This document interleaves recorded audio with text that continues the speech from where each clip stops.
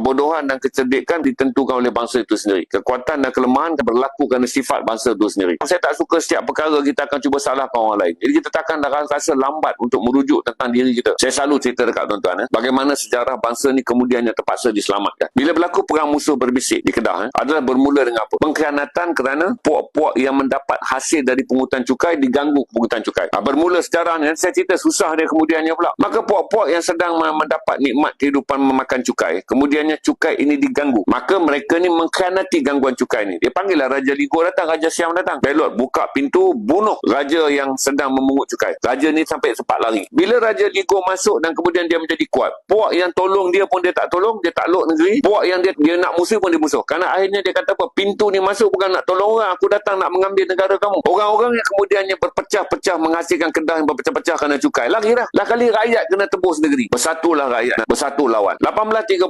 lawan tak dapat. 1837 mufti daripada Kelantan pada waktu tu 1837 keluarkan fatwa. Barang siapa berperang dari Kedah dapatlah pasal syahid. Mufti Terengganu keluarkan fatwa. Barang siapa yang datang berperang untuk memenangkan kerajaan Kedah dan membebaskan pada diri itu dapat syahid. Mufti daripada Aceh keluarkan fatwa. Mufti daripada Sumatera, Delhi sampai ke Riau. Fatwa yang paling banyak dalam sejarah orang Melayu berperang. Kesian pula orang Islam ni. Maka dah datang orang daripada tanah Sumatera, datanglah orang daripada tanah Riau dan datanglah orang daripada tanah Kelantan dan Terengganu. Bersatulah dengan Syekh Daud Al-Fatani dan bersatu pula dengan seorang lagi Syekh Samad Al-Falimbani. Perang puluh ribu orang mati. Selalunya kita terlewat waktu kerosakan tu kita buat. Kita buat kerosakan kenapa? Perebutan harta dan kuasa. Masalah tu dicipta oleh kita sendiri. Raja Ligo tak datang pada waktu tu kalau bukan pintu pengkhianatan dibuka untuk dia. Tapi hari ni kita belajar apa? Kita belajar sejarah kita kuat. Oh dulu masa Kedah perang tengok semua orang datang bantu. Orang Islam bersatu. Tak siapa akan ajar tuan-tuan tentang intro yang saya sebut. Pengkhianatan daripada golongan orang yang berebut kata. Orang tak mau ceritalah. Siapa yang buka pintu 1827? Dia lupa kan? Tak mau ingat kita. Yang nak dicari perahu Melayu yang lama, tanda kita bangsa yang belayar. Dilupakan. Portugis boleh masuk kerana pengkhianatan. Berarti selalunya kita belajar tentang sejarah. Kita akan cuba merawat masa lalu kita dengan mengatakan kita bangsa yang besar. Yang kita nak kena rawat dulu adalah lihat sejarah-sejarah di mana kita jatuh kerana kita mengkhianati bangsa kita sendiri. Belajar dulu sejarah. Buat apa sejarah membuktikan Melayu ada kapal besar. Sedangkan sejarah yang sentiasa berulang daripada Melaka sampai sekarang adalah pengkhianatan sesama bangsa. Buat apa kita nak buktikan dulu kita boleh menghasilkan besi. Besi kita inilah kemungkinan dibawa oleh Salahuddin Al-Ayyubi. Kalau perkara yang paling asas, iaitu hati. Tak boleh dibetulkan. Saya kita belajar sejarah. Bukan untuk bermegah. Sejarah ni kalau kita belajar dan kita letakkan dalam tasawuf Islam, adalah tempat untuk kita menundukkan diri kita dan merasa berdosa kepada kesilapan lampau yang lalu. Sekarang semua nak megah-megah. Yalah saya kata kalau dah megah apa jadi? Kita boleh buktilah keris yang dipakai oleh Salahuddin Ayyubi itu datangnya daripada besi daripada Kedah. Apakah dia boleh merawat perpecahan yang berlaku sampai hari ini? Kalau esok kata betul lah besi itu datang daripada tempat bakar besi di Desa yang Merebuk. Minta balik keris Salahuddin kata ini besi daripada Kedah. Tapi bolehkah dia menyelesaikan masalah yang paling besar yang berlaku pada kita sekarang? Orang Melayu rosak dia kerana perpecahan. Orang Melayu rosak dia kerana kuasa. Berulang-ulang.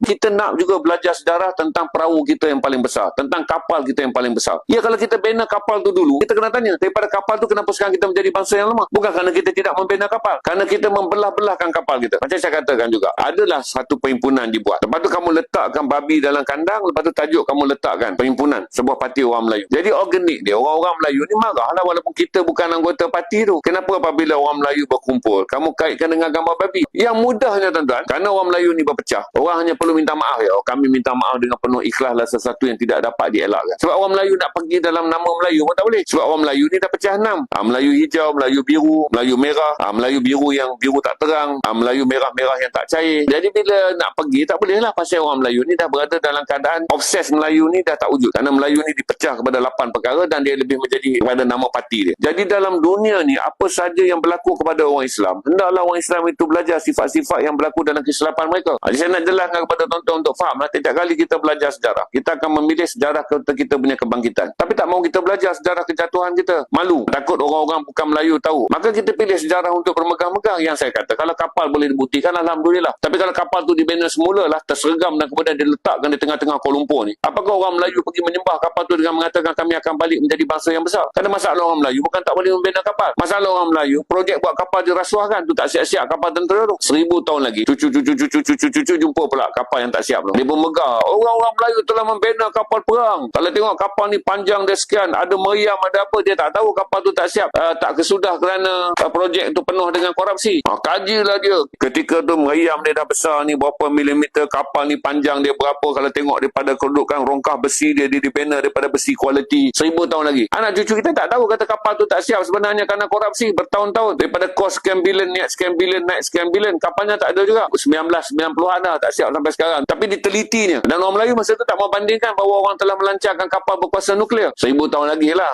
Kalau kita tak buang perangai ni, nanti anak cucu kita akan kaji. Dia jumpalah kapal yang tak siap sebab korupsi. No. Dia tak tahu waktu kapal tu tenggelam dan kemudiannya tak dapat disiapkan. Orang dah bawa dah kapal perang dengan menggunakan tenaga reaktor nuklear. Sekarang ni kan kita tak ada cakap apa pun. Ni kalau saya cakap ni kan, besok yang bantai saya semua Melayu. Katalah tuan-tuan potonglah video saya letak. Masuk bantai besok semua Melayu. Ini kalau saya cerita kan, nanti akan naik. Dia inilah terpaling Melayu. Tak payah bohong saya lah. Saya bukan baru hari ni main media sosial. Itu saya beritahu pada tuan-tuan kata, salah satu kenapa orang Melayu kadang-kadang tak mau bercakap tentang Melayu. Kerana dia akan dimusuhi oleh orang Melayu. Saya bukan anti sejarah. Sejarah janganlah dipelajari hanya untuk menjadi titik kita bermegah. Sebab kita nak jadi kita megah, kita rendah pun bukan ada masalah. Orang Melayu tak ada masalah rendah diri. Dan orang Melayu pun tak ada masalah kata dia boleh hidup dengan bermegah-megah. Nak mencari rasional orang Melayu. Apa rasional orang Melayu? Adalah kamu adalah bangsa yang berpecah-pecah. Apa yang menjadikan menjadi lebih sedih adalah kerana kamu bangsa yang mendukung Islam sebagai agama persekutuan. Apa yang saya ceritakan kepada tuan-tuan tadi panggil straightforward. Masalah semasa yang straightforward je. Tak perlu kita mengaji sampai ilmu laduni. Benda yang straightforward hari-hari kita nampak. Okey? Itu saya jelaskan kepada tuan-tuan. Salah satu tasawur yang kita boleh belajar daripada konstrukturan sejarah adalah mengisafi kesilapan kita. Bukan semata-mata bermegah dengan pencapaian kita.